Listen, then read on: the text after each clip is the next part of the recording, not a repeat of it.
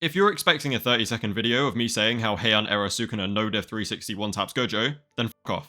That's right, it's finally time to break down how Heian era Sukuna versus Satoru Gojo would have gone down without Mahoraga in play. Due to how little we actually know about Sukuna, it's very difficult to determine exactly what he's capable of, so drawing a concrete conclusion isn't really possible at the moment. All we can do is look at the possible outcomes and decide who we think is most likely to take it. At the point of me releasing this video, there is definitely no right answer, because no more about Sukuna has been revealed than we already know. That being said, we can definitely try our best to narrow it down, so let's get started. First of all, we need to lay out some key assumptions of this fight. One being that Sukuna is in his Heian era form and does not have Mahoraga. The second being that neither of them are holding back for any reason. They will take any chance to kill each other. The fight before Domain Clash 1 will stay the exact same it was, with Sukuna taking a 200% holo purple like an absolute fucking champ and then losing a couple of arms. They'll do their normal shit talking and some building throwing, and Sukuna will also still use domain amplification when fighting, but 2 arms, 4 arms, it doesn't matter. Sukuna is not killing Gojo with a domain amplification punch to the face. It's just not happening. Just like in the actual fight, they will both open their first domain expansions. Sukuna will still break Gojo's barrier from the outside, and then Gojo will start running reverse curse technique at full throttle in order to keep the slashes at bay. Now this is where shit really starts to get interesting, and I am going to give a quick disclaimer. I'm considering all possibilities for the sake of fairness and entertainment in this fight. If you think one outcome is way more possible than the others, then that's completely fine, but I am going to cover all the outcomes that I think are possible. I would love to hear your guys' thoughts on it, so please don't hesitate to comment and tell me that I'm batshit crazy. Anyway, like I said, there are so many unknown variables surrounding Sukuna that it's impossible to determine what he is really capable of until we actually see it. Malevolent Shrine's 100% hit is a volley of cleaves and dismantles. Cleave can supposedly be adjusted to any opponent's durability, so in theory it should just one-shot Gojo. Even though he's got incredible healing and reinforcement, Sukuna's output could actually just go that high that he fully slices Gojo in two, right then and there. And that could very well be the end of the fight. We just don't know. But since we've never seen Sukuna challenged by someone of Gojo's level, then it's also very possible that he can't do that. So we are going to continue on, assuming that Gojo does not get one-shotted by Sukuna's domain. Outcome 2 involves Gojo's constant healing and reinforcement buying him enough time to activate simple domain, and this will let him avoid the guaranteed hit of Malevolent Shrine for a little while. But Sukuna will still attack him, just like he did in the real fight. Sukuna though will not predict Gojo healing his burnt out curse technique and will get hit with a point blank red. Gojo will then use his renewed curse technique to expand a second domain with inverted conditions. In the actual fight, Gojo expresses surprise at how Sukuna took a risk and still attacked the stronger outside rather than the weaker inside.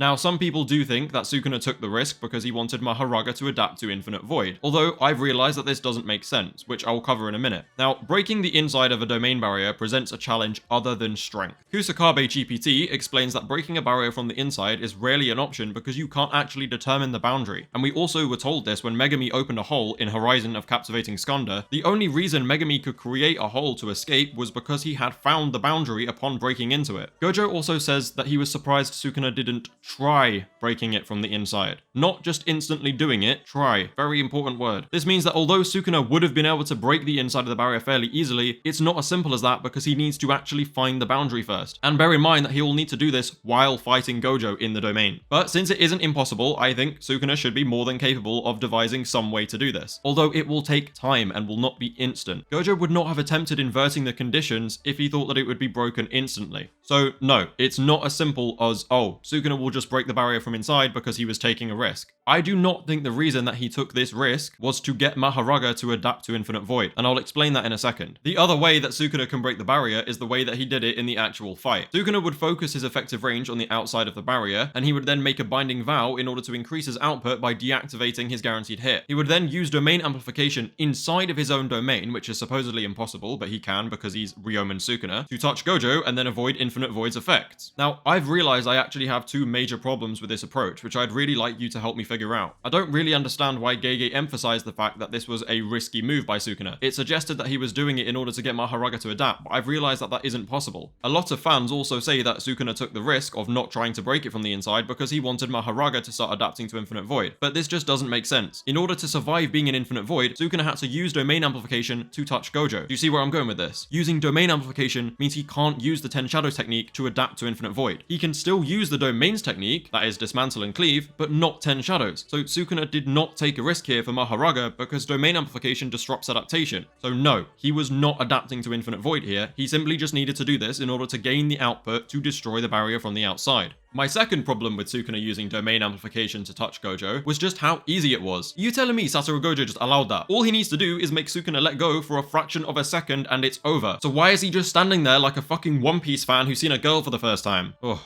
Sorry, I really need to get all this out my system. Fuck, I can smell the comments already. Okay, I'm over it. I'm sorry. We're gonna keep going. If Sukuna successfully breaks Gojo's barrier from the inside, then Gojo will use Falling Blossom Emotion. If Sukuna touches Gojo and breaks it from the outside, one of two outcomes are possible. Gojo can stop daydreaming about what Utahime had for dinner and actually fucking do something, or Gojo can suck and Sukuna can be better. If he gets Sukuna to let go even for a second, he wins. Easy clap. Infinite Void is most definitely the more dangerous domain when it comes to the guaranteed hit. So far in the fight, that's one possible win we've given to Sukuna and one possible win we've given to Gojo. Now remember, we are continuing with this fight under the assumption that Sukuna cannot just one-shot Gojo in his domain. We have already said that if that's possible, Sukuna just outright wins. Bear in mind that if Cleave could be adjusted to any level of durability, then Sukuna would probably be able to instantly destroy Gojo's barrier from outside without breaking a sweat. So it's a very valid assumption that it has its limits. That being said, this is Heian era Sukuna we're talking about. He has 4 arms and 2 mouths just so that he can constantly do hand signs and chants to increase his output. We know that Satoru Gojo was able to boost his Hollow Purple by 80% by doing the necessary chant and hand signs. So I think it's also safe to assume that Heian era Sukuna would be able to increase his output up to 80%, which honestly could be enough to just one-shot Gojo. Even if Megana couldn't do it, I think it's very possible that Heian era Sukuna could. But like I said, there are too many unknowns. There are ways you can justify it for Gojo surviving, and there are ways you can justify it for Sukuna instantly winning. It's completely fine, whatever you think it is, but we're going to look at both scenarios. For the sake of the video, we're going to assume that Gojo survives, and we get into Domain Clash number 3, where Gojo massively expands his barrier and then rapidly shrinks it into less than a basketball size. Kusakabe is always really surprised whenever Gojo easily changes his conditions, although we know that both Sukuna and Gojo are just beyond the limits of everybody else, so it's not surprising that he can change his barrier conditions on a whim. I think this is Gojo finally realizing the optimum conditions that he should put his barrier in order to maximize his time in his domain before Sukuna breaks it. Kusakabe, our god of knowledge, even says that when you shrink the barrier that small, it should theoretically make it stronger. Now, if we account for the fact that he's fighting Heian era Sukuna with a much higher output than Megana, I think it's safe to assume that even with these optimized barrier conditions, he probably is going to get less than the 3 minutes he got in the actual fight. And since in the actual fight he only managed to draw at that 3 minutes, it's pretty safe to assume that Sukuna will break Gojo's domain before Gojo can hurt Sukuna enough. However, he will still hurt Sukuna. Sukuna will still need to be healing, he just won't manage to hurt him enough in time to cause a draw. And Gojo will yet again be trapped in Sukuna's domain and have to use Falling Blossom Emotion and then heal his burnt out curse technique. I'll also stand by my argument that even though it's much closer, Gojo has the close quarters advantage. But hey, he only has the advantage because of Blue and Infinity. Wow, really? He's stronger with his abilities? You don't fucking say. Now, it's very possible that Sukuna just whips out one of those mysterious black box techniques and blows Gojo to Kingdom Come before he even manages to heal his curse technique. But Sukuna does have an incantation to open the box, and it takes a second, meaning Gojo can actually run for an attack. Gojo's 6 eyes will also see Sukuna's cursed energy build or change if he starts this incantation. This is just another scenario where we don't have enough information about Sukuna, but it is very possible that Gojo doesn't hurt him enough in that time and just gets murked by a fucking fire arrow. But Gojo does now have practice healing his cursed technique, which means that he should be able to do it relatively quickly and hopefully before Sukuna manages to change attacks. Once expanding his 4th domain, his Infinity will resume, rendering any new technique useless. Well, probably, but I'm not going to theorize about what these techniques could be because none of us know. Hell, we don't even know how Sukuna's real technique actually works. He could not even have any other secret techniques. Now, unlike the previous domain clash, Gojo does have the possibility of actually causing a draw this time. Gojo would not have failed last time and then just try the same thing again. He has been constantly adapting to Sukuna's way advanced domain and he won't stop now. Gojo would likely start healing his curse technique and activate Falling Blossom Emotion and then just keep wailing on Sukuna as soon as his domain failed. This would delay Sukuna's healing and then keep doing enough damage to eventually break Sukuna's domain. Even if it takes him more than the 3 minutes that it did in the actual fight, it will still eventually happen. He would expand his 4th domain ASAP and fully utilize his curse technique to keep piling attacks onto Sukuna. I am certain though that Gojo will only be able to achieve a draw here. I don't think he'll be able to break Sukuna's domain before Sukuna breaks his. If he struggled doing it against Megana, then he'll struggle even more doing it against Heian era Sukuna. If Gojo achieves a draw and doesn't lose, then he will win. Well, no fucking shit.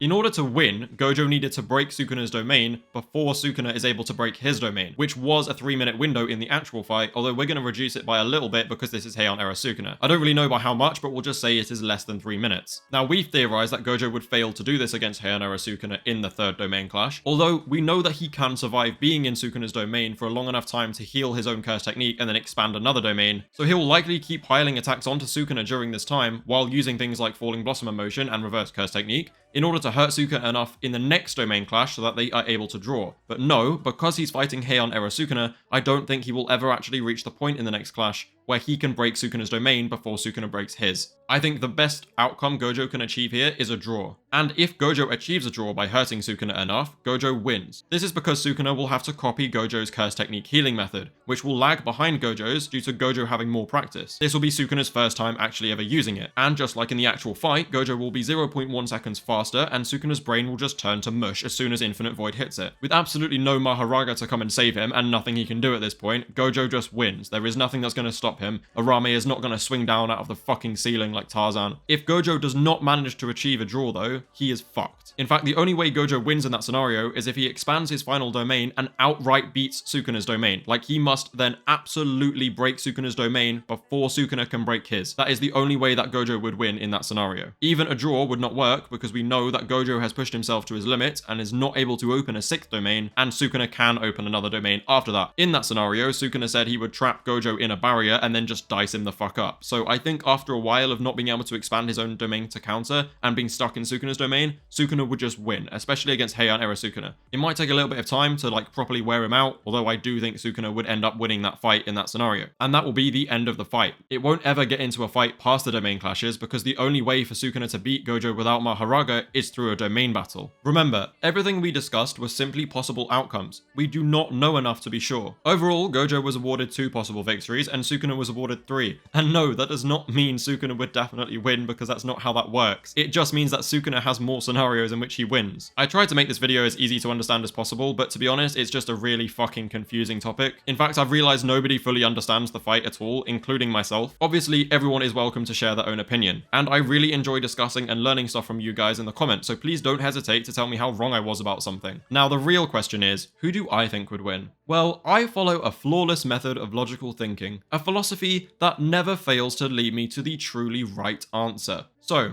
I have determined, when in doubt, always bet on Hikari.